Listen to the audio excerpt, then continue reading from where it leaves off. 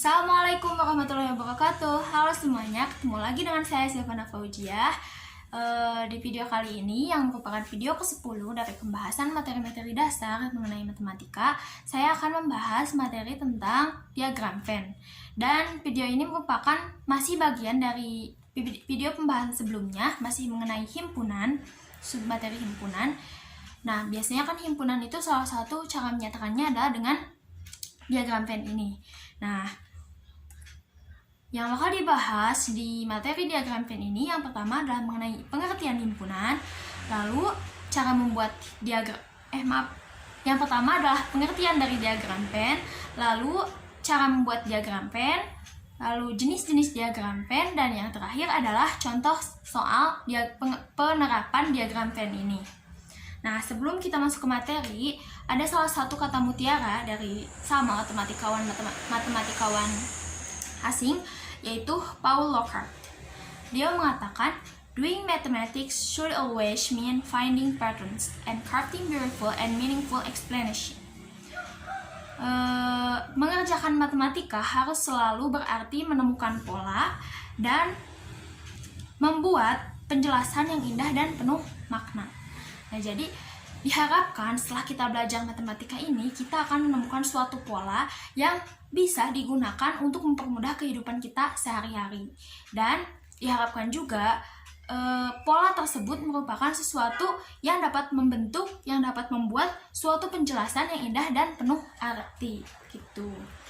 Nah, sekarang langsung aja masuk ke materi yang pertama dalam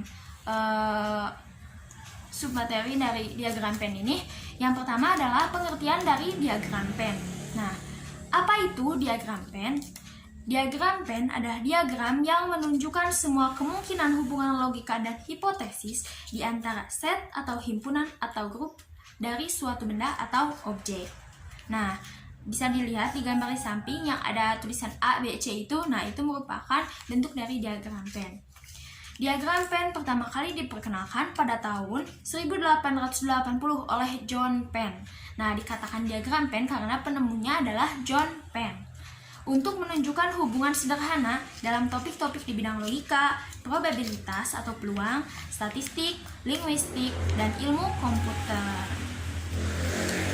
Nah, selanjutnya adalah bagaimana cara membuat diagram Venn tersebut.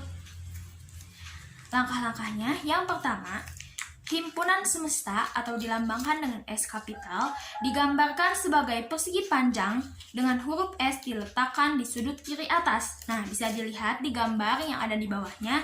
Nah, jadi kita buat persegi panjang seperti yang dibuat oleh garis yang berwarna ungu. Nah, terus di sebelah kirinya dikasih lambang S kapital. Lalu step 2. Setiap himpunan yang ada dalam himpunan semesta ditunjukkan oleh kurva tertutup sederhana. Maksud kurva tertutup adalah kayak si buletan ini. Nah, ini merupakan kurva tertutup. Jadi si ujung-ujungnya itu saling menyambung. Nah, kenapa dikatakan kurva tertutup sederhana?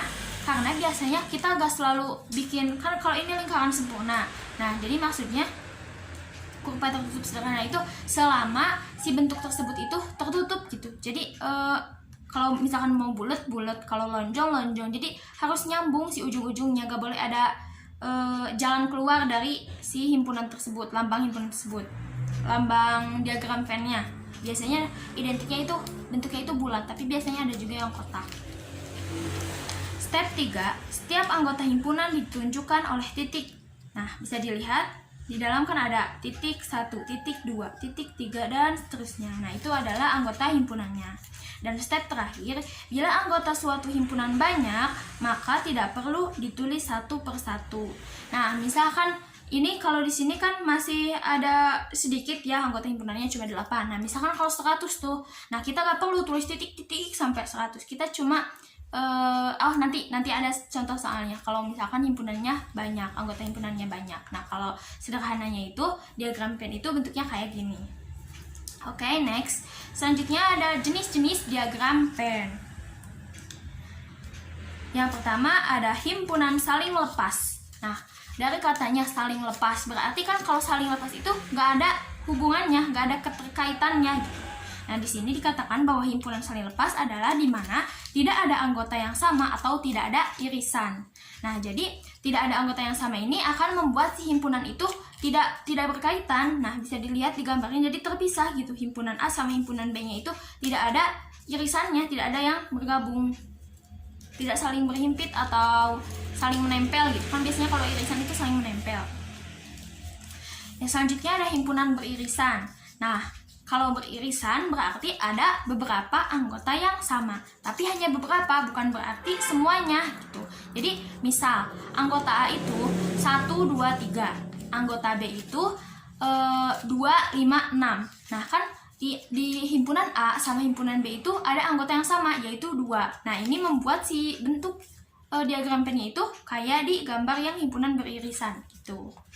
Terus kalau himpunan bagian, nah kalau himpunan bagian itu semua anggota dari himpunan satu merupakan bagian dari himpunan yang lain. Nah, bisa dilihat ini yang merupakan si B itu bagian dari himpunan A. Misal contoh soalnya gini. A itu himpunan yang beranggotakan 1, 2, 3, 4, 5. Nah, si B beranggotakan 1, 3, dan 5. Nah, berarti kan anggota B itu semuanya ada di dalam anggota himpunan A. Jadi si B itu gambarnya ada di dalam A. Kayak gitu kalau himpunan bagian. Sedangkan yang terakhir adalah himpunan yang sama. Kalau himpunan yang sama gambarnya kan berimpit. Jadi tidak ada celah yang, kalau himpunan bagian tadi masih ada kan celah yang A-nya atau yang B-nya gitu. Jadi berpisah. Nah, kalau himpunan yang sama si gambarnya itu berhimpitan. Nah, di mana anggota-anggotanya itu sama persis. Misal anggota A itu 1, 2, 3, anggota B juga 1, 2, dan 3. Itu yang disebut dengan himpunan yang sama gitu.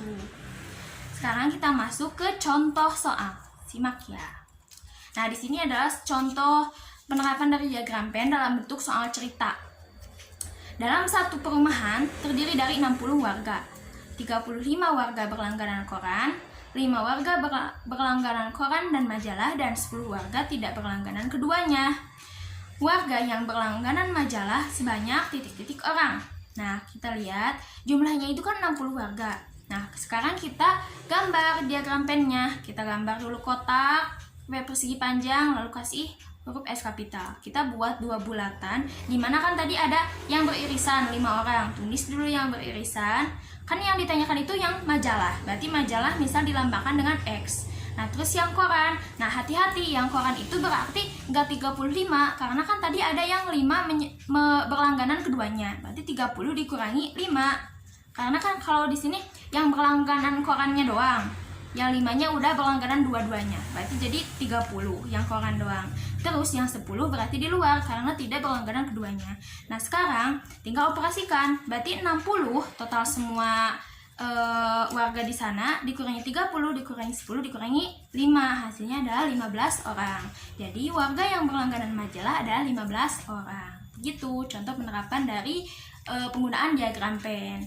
Nah, mungkin cukup sekian materi tentang diagram Venn ini. Semoga sedikit membantu teman-teman dalam materi himpunan. Terima kasih atas perhatiannya. Jangan lupa like, comment, share, and subscribe channel ini. Terima kasih. Apabila ada pertanyaan bisa kirim email ke silvanafaujiah12@gmail.com. Sampai jumpa di video selanjutnya. Wassalamualaikum warahmatullahi wabarakatuh.